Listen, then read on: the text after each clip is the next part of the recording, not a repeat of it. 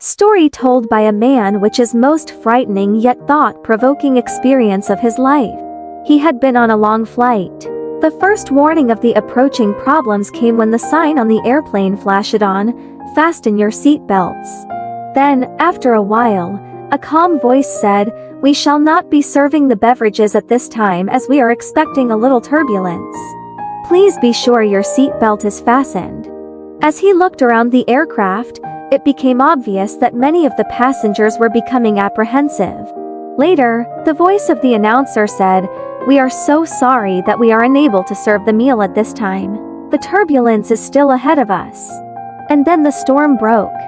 The ominous cracks of thunder could be heard even above the roar of the engines. Lightning lit up the darkening skies, and within moments that great plane was like a cork tossed around on a celestial ocean.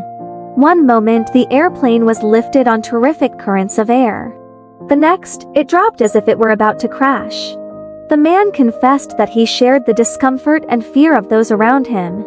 He said, "As I looked around the plane, I could see that nearly all the passengers were upset and alarmed. Some were praying. The future seemed ominous and many were wondering if they would make it through the storm.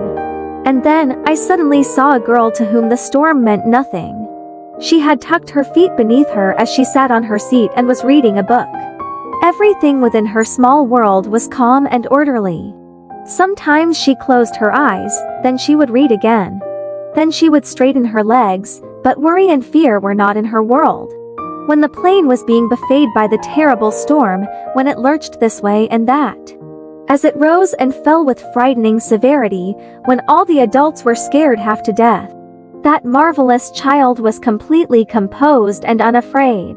The man could hardly believe his eyes.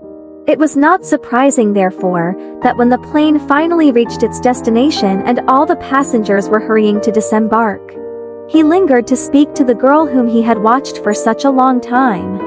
Having commented about the storm and behavior of the plane, he asked why she had not been afraid. The sweet child replied, "Sir, my dad is the pilot, and he is taking me home." The first letter from John chapter 3 verses 1 says, "See what great love the Father has lavished on us, that we should be called children of God." And that is what we are. The greatest gift I ever had from God is I call him Dad. Have you ever had difficulty in calling God as Dad or Papa or Abba or your own style of calling?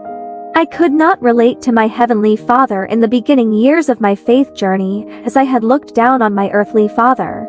When I repented of my thoughts and judgments against my earthly father, which caused a greater outpouring of love from the Heavenly Father.